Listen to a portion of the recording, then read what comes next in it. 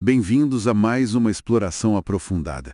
Hoje a gente vai mergulhar nos conceitos assim meio densos, mas super importantes do Wilfred Bion.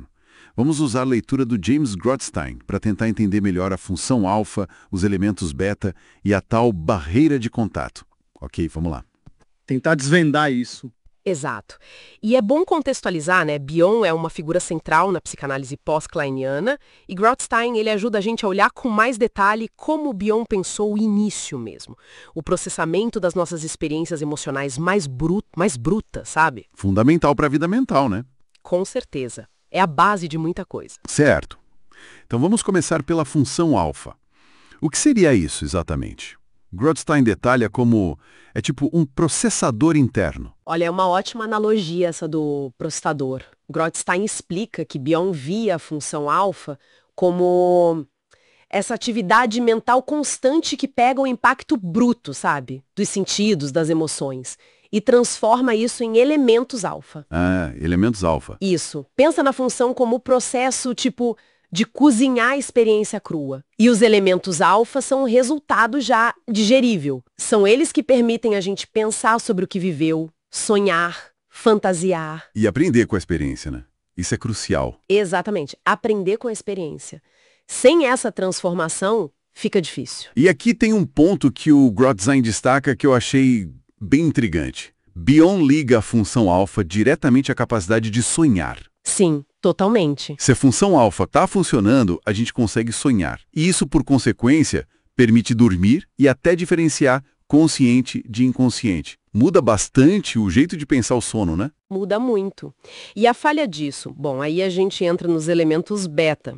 Grotstein descreve eles como não mentais. Não mentais? Como assim? São essas impressões, essas emoções que não passaram pela função alfa, não foram transformadas, entende? Ficam lá como fatos brutos, indigestos. Ah, tá. Não servem para pensar nem para aprender. É como ter os ingredientes, mas nunca conseguir fazer a comida, sabe? Bion ligava isso à dificuldade de sonhar, de diferenciar o eu do outro. Então, peraí. Se a função alfa falha, a experiência emocional fica meio que empacada, sem poder ser digerida e integrada na nossa história? Exatamente isso. Fica ali, bruta. Grotstein até lembra aquele exemplo famoso do Bion, né?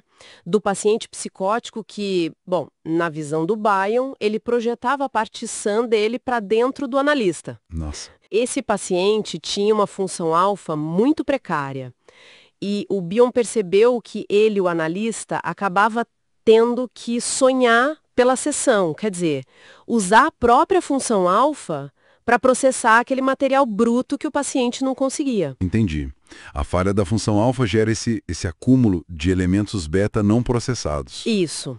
Que ficam ali causando, diversos problemas. E a barreira de contato, como ela se encaixa nesse esquema todo? Então, Grotstein descreve a barreira como outra função essencial na teoria do Bion. Ela que mantém a separação, mas ao mesmo tempo a comunicação, né?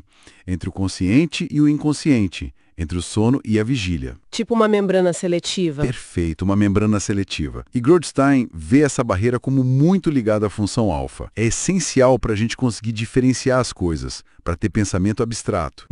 Isso sugere que, se a função alfa está ruim e os elementos beta estão dominando, a barreira de contato também fica comprometida. Sim, com certeza. Grotstein aponta que o colapso dessa barreira, quando está sob pressão desses elementos beta, acaba dando lugar à chamada tela beta. Tela beta? É. E o fascinante aqui que Grotstein enfatiza é que para Bion essa tela não era só uma defesa passiva, tipo um muro. Não. Ah, não? Não. Bion via a tela beta com uma formação ativa, quase manipuladora, sabe? O paciente usa essa tela para provocar certas reações no analista, muitas vezes gerando contratransferências bem intensas. Quer dizer, reações emocionais fortes no próprio analista provocadas pelo paciente? Exato. Então não é só um escudo, é quase uma ferramenta de interação, mesmo que defensiva. Nossa, essa ideia de uma defesa ativa, assim, é bem diferente do que a gente costuma pensar. Grotstein também menciona que Bion usava outras letras, né? L, H, K, amor, ódio, conhecimento. como se fosse um jeito rápido de mapear essas dinâmicas. Isso, era uma forma de tentar mapear essas forças básicas em jogo na mente. E Grotstein mostra que essa exploração não parou com Bion. Ele cita outros autores, como Sor e Sinet de Gazano, que depois propuseram mais elementos. Mais elementos.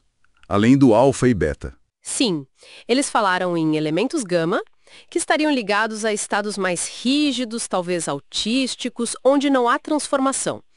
E os delta, que seriam ligados a momentos de crescimento, de integração, sabe? Aquele at one man, a sensação de unidade. Interessante. Se a gente conecta isso tudo, né, vemos uma tentativa contínua de mapear as nuances de como a experiência é, ou às vezes não é, processada mentalmente. É um espectro, na verdade. Entendi. Então, o que tudo isso significa?